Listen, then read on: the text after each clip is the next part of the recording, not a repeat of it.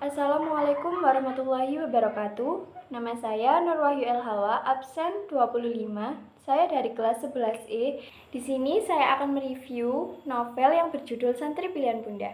Novel ini diterbitkan pada tahun 2021 bulan Juli. Dan novel ini pertama kali diterbitkan oleh Cloud Books. Dan desain dari novel ini itu dari Cloud Design. Alur cerita dari novel ini itu sebenarnya campuran, kayak maju mundur. Terus isi dari novel ini itu berawal dari ada seorang gadis yang bernama Aliza. Gadis ini itu hidupnya bertentangan dengan ekspektasi keluarga, dan bundanya ini itu mau menjodohkan Aliza dengan seseorang. Namanya itu Kinan, seorang santri yang taat dan memiliki masa depan yang cerah. Namun Aliza hatinya itu telah lama bertaut dengan Zero. Zero ini itu laki-laki yang memberinya kenyamanan dan kebebasan untuk bermimpi. Oh ya, Zero ini itu juga ketua OSIS di sekolahnya Aliza. Aliza pada saat ini itu kelas 3 SMA. Dan mereka tuh udah pacaran lama. Terus Zero itu udah bilang sama Aliza bahwa lulus sekolah SMA, dia akan melamar Aliza. Namun, di situ Aliza senang dong karena berita itu kalau Zero ingin melamarnya. Namun, orang tua Aliza itu tidak setuju. Ayah dan bundanya Aliza tidak setuju karena Zero itu masa depannya bukan seperti Kinan. Kinan ini kan anak lulusan pesantren, jadi otomatis dia kayak udah taat agama, terus pastinya kayak anak baik-baik. Sedangkan Zero sebenarnya juga anak baik-baik, namun nggak tahu kenapa orang tua Aliza itu tidak setuju sama Zero.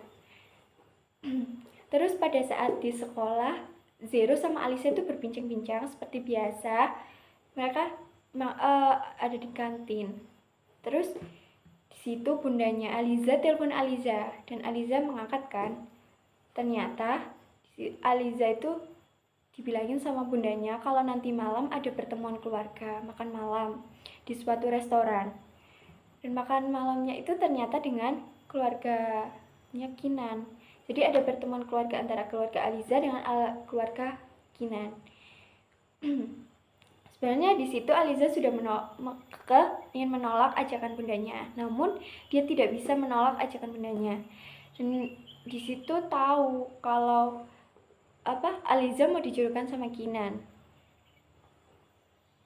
Dan Aliza itu bingung antara mau memperjuangkan cintanya dengan Zero atau mengikuti keinginan bundanya. Di situ dia dilema sekali dalam satu malam. Pada saat mau berangkat makan malam, Aliza itu bingung mau berangkat apa tidak. Tetapi mereka tetap berangkat, dan Aliza itu didampingi sama kakaknya yang bernama Zena. Ternyata Zena ini suka sama Zero dari lama. Zena sekarang itu udah kuliah semester 1 lah ya. Terus pada saat makan malam itu, Zena sama Aliza sama keluarganya menunggu Kinan itu lumayan lama. Di situ Umi sama abinya Kinan udah datang, namun Kinannya itu menyusul, masih parkir mobil lah. Terus pas udah lihat Kinan, Aliza itu tercengang kaget, dan dia itu tiba-tiba menarik Kinan untuk diajak ngobrol empat mata. Dia itu mengobrol bahwa Aliza tidak mau dijodohin sama Kinan. Dia mau tetap memperjuangin cintanya sama Zero. Namun Kinan itu masih kayak maunya sama Aliza. Terus beberapa lama kemudian, setelah makan malam, mereka merencanakan pernikahan Aliza. Dan setelah pernikahan Aliza udah direncanain dan dilakuin, mereka Aliza sama Kinan dipindahkan ke rumah. Jadi mereka suatu rumah. Jadi mereka itu kayak di apa ya namanya, udah nggak tinggal sama orang tua mereka masing-masing. Terus apa namanya, mereka tinggal di suatu rumah dan situ kehidupan mereka ya lumayan lah ya. Tapi di situ Kinan itu masih menjadi apa ya, kayak santri di pesantren itu.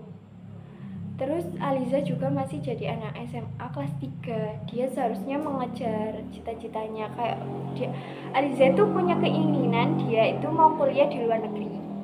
Namun sepertinya Aliza berpikir, apa aku udah nggak bisa ya kuliah di luar negeri, kan aku udah nikah. Dia mikir gitu. Padahal sebenarnya Kinan itu dukung pilihannya Aliza. Terus beberapa lama kemudian, berbulan-bulan kemudian, Kinan pergi ke suatu daerah. Dia itu naiki pesawat. Nah, ternyata pesawatnya ada kendala. Di tengah jalan ia kecelakaan dan lupa ingatan. Oh ya, flashback ya. Kinan ini sebenarnya punya kembaran yang namanya Angkasa.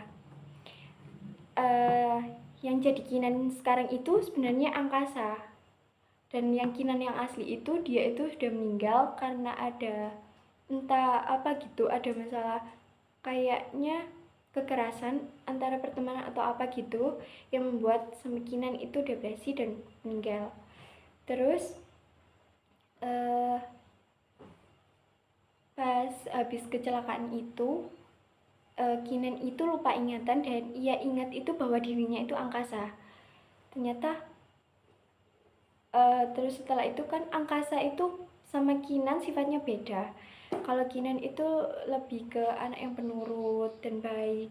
Kalau Angkasa itu kedominan anak yang kayak suka balap liar, terus pokoknya anak yang bisa dibilang pergaulan bebas lah ya. Terus setelah itu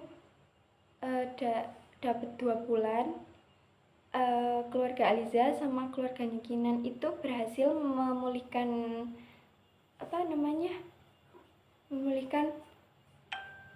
Kinan yang lupa ingatan tadi.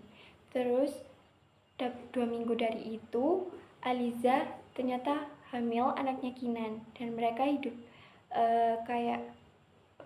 hidup bahagia menjaga Aliza dan kandungannya.